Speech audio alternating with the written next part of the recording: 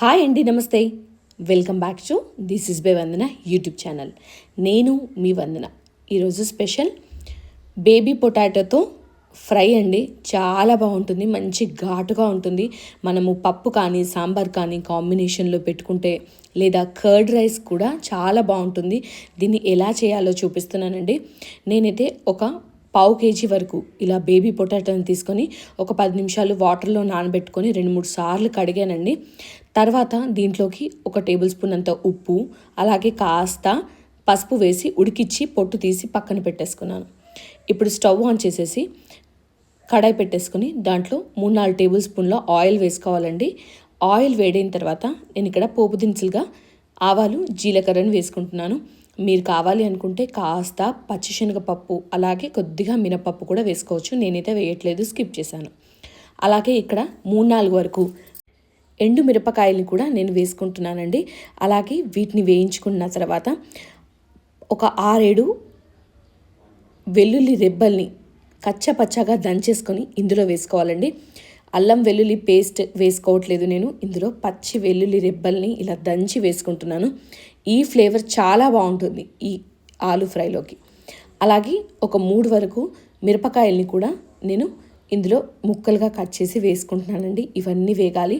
అలాగే కాస్త కరివేపాకును కూడా వేసేసి మంచిగా వేయించుకుంటున్నాను. ఇవన్నీ వేగిన తర్వాత ఒక మీడియం సైజు ఉల్లిపాయని ఇలా ముక్కలుగా కట్ చేసి వేసుకుంటున్నానండి. ఇవన్నీ రంగు మారి మంచిగా వేగాలి. అలాగే ఉల్లిపాయలు వేగడానికి నేను కాస్త ఉప్పునైతే వేస్తున్నానండి. ఉప్పు వేస్తే ఉల్లిపాయలు మంచి పర్ఫెక్ట్గా రంగుతో వేగుతాయి అన్నమాట. అందుకనే ఉప్పు వేసి అయితే నేను వేయిస్తున్నాను. ఇవన్నీ వేగడానికి ఒక 10 నిమిషాలు టైం పడుతుందండి. లో ఫ్లేమ్లో పెట్టేసి మూత పెట్టి మెల్లగా వేయించుకోండి. ఇదంతా రంగు మారిన తర్వాత దీంట్లోకి పసుపు వేసుకుంటున్నాను. ఆల్రెడీ మనము ఆలుగడ్డలు ఉడకబెట్టేటప్పుడు కాస్త పసుపు వేసాము కాబట్టి ఇంకొంచెం పసుపు మాత్రమే వేసుకుంటున్నానండి. ఇవంతా మంచిగా మిక్స్ చేసేసుకొని ముందుగా మనము ఉడికించుకున్న ఆలుగడ్డల్ని ఇందులో అయితే వేసేసుకొని అంతా మిక్స్ చేసుకోవాలి.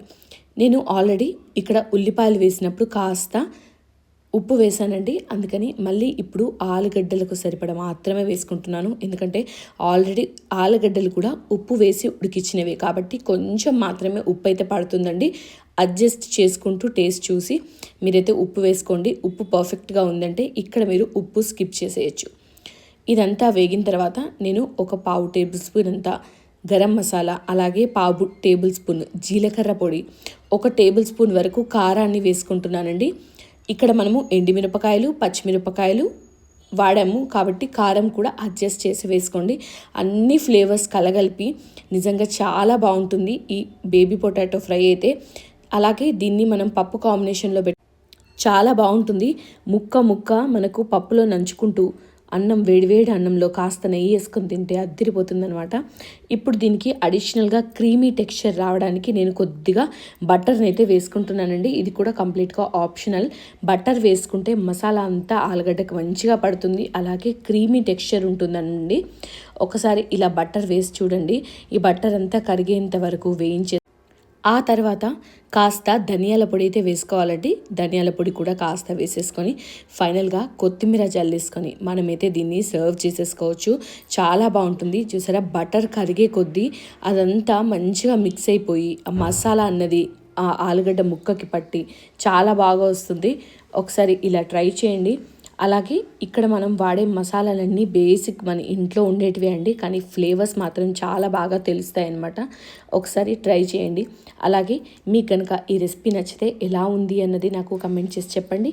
వీడియో నచ్చితే లైక్ చేయండి. మన వాళ్ళందరికీ ఈ వీడియోని షేర్ చేసి వాళ్ళ సపోర్ట్ కూడా మనకు అందించండి. వేడి అన్నం, పప్పు, అలాగే ఈ బేబీ పొటాటో ఫ్రై చాలా బాగుంటుంది. ఒకసారి ట్రై చేయండి. అలాగే మన ఛానల్ని సబ్స్క్రైబ్ చేసుకోండి మరిన్ని మంచి వీడియోల కోసం.